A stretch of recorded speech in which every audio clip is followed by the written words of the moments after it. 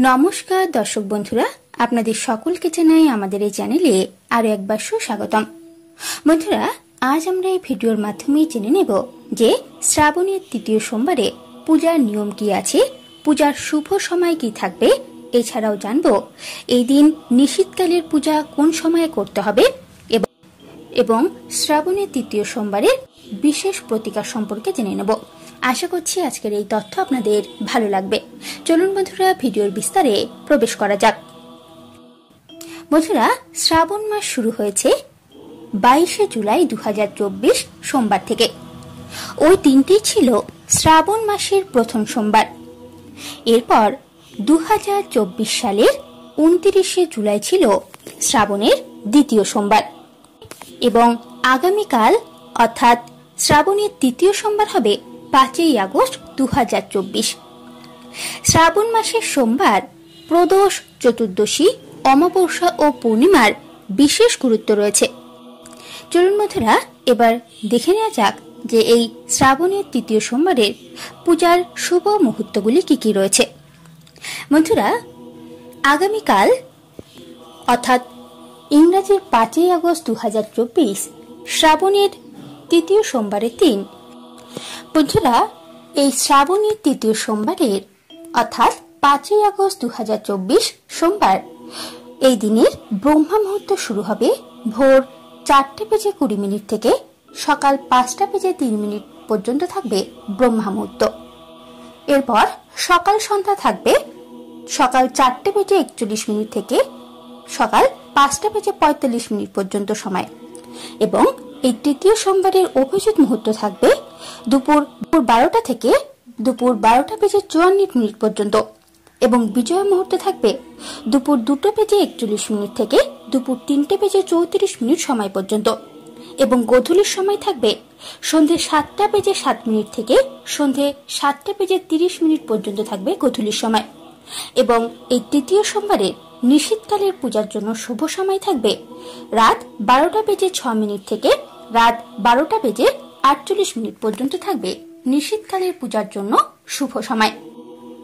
এবং এই শ্রাবণের তৃতীয় সোমবার এবছরে বিশেষ কয়েকটি শুভ যোগে সংঘটিত হচ্ছে, সেই কারণে এই দিনের মাহাত্ম্য অত্যন্তই বৃদ্ধি পেয়েছে। এই শ্রাবণের তৃতীয় সোমবারে ভগবান শিবের আরাধনা বা পূজার বিশেষ মাহাত্ম্য রয়েছে। এই দিনে এই উপায়ে অবশ্যই পূজা করুন। শ্রাবণ উপলক্ষে এই দিন অবশ্যই ব্রহ্মাবেলায় ঘুম থেকে ওঠার চেষ্টা করুন। তারপর স্নান সেরে পরিষ্কার কাপড় পরিধান করুন। তারপর ভগবান শিবের ধ্যান করার সময় উপবাস করবার সংকল্প নিন এবং আপনি শ্রাবণ সোমবারে যে কোনো শিব মন্দির বা আপনার বাড়িতে যদি প্রতিষ্ঠিত শিবলিঙ্গ থেকে থাকে সেক্ষেত্রেও বাড়িতেও এই পূজা করতে পারেন। পূজার জন্য প্রথমে শিবের অভিষেক করুন, তারপর ভগবানকে চন্দনের তিলক দিন, ফুল ফল মিষ্টি ধূপকাঠি, ফুল ফল মিষ্টি ভগবানের প্রিয় বেলপত্র ইত্যাদি অর্পণ করুন। তারপর ধূপকাঠি ধরান, ঘিয়ের প্রদীপ প্রজ্বালিত করুন। তারপর পূজায় মহাদেবের প্রিয় ধূত্রা, বেলপত্র, ভাং ইত্যাদি নিবেদন করতে পারেন। এছাড়াও ধূপ দিয়ে আরতি করবার পর শিব স্তোত্রম বা শিব মন্ত্রগুলি জপ করতে পারেন। এছাড়াও শিব চল্লিশা, মহামৃত্যুঞ্জয় মন্ত্রও আপনারা স্তব বা মন্ত্রোচ্চারণ করতে পারেন। এবং যারা উপবাস বা ব্রত রাখছেন তারা অবশ্যই এই শ্রাবণ সোমবারের ব্রত কথা বা ব্রতগল্প অবশ্যই পড়ুন বা শ্রবণ করুন এবং অবশ্যই এই দিন চেষ্টা করবেন সারাদিন উপবাস করার। ফল বা জল আপনারা এই দিন খেতে পারেন। এছাড়াও এই শ্রাবণের তৃতীয় সোমবারে বেশ কিছু প্রতিকার রয়েছে যেগুলি অবশ্যই করতে পারেন। আপনার দাম্পত্য বা প্রেম বিবাহ সম্পর্কিত যদি কোনো সমস্যা থেকে থাকে বা আর্থিক দিক থেকে কোনো সমস্যা থাকলে তা অবশ্যই এই তৃতীয় সোমবারে এই প্রতিকারগুলি অবশ্যই করবেন, এতে বিশেষ ফল পাবেন। বন্ধুরা, শ্রাবণের তৃতীয় সোমবারে শিবমুঠি অর্পণ করুন। শিবমুঠিতে রয়েছে 5টি শস্য, তার মধ্যে থাকবে অড়হর ডাল, অকশাদ, গম, কালো তিল এবং মুগ ডাল। প্রত্যেকেরই 1 মুঠো করে সংগ্রহ করে শিব মন্দিরে নিবেদন করা উচিত এই শ্রাবণের তৃতীয় সোমবারে। এছাড়াও এই দিন শিব মন্দিরে গিয়ে প্রদীপ প্রজ্বালিত করুন। যে ব্যক্তি সন্ধ্যার সময় শিব মন্দিরে গিয়ে প্রদীপ জ্বালান। এই শ্রাবণের তৃতীয় সোমবারে যে ব্যক্তি শিব মন্দিরে গিয়ে প্রদীপ জ্বালান তিনি প্রচুর ধনসম্পদ ও সমৃদ্ধি লাভ করেন। তাই সন্ধ্যায় বা রাতে নিয়মিত যে কোনো সময়ের মধ্যে আপনার সুবিধা অনুযায়ী অবশ্যই একটি প্রদীপ অবশ্যই প্রজ্বলিত করবেন। তবে সেক্ষেত্রে ঘিয়ের প্রদীপ প্রজ্বলিত করা অত্যন্তই শুভ হবে।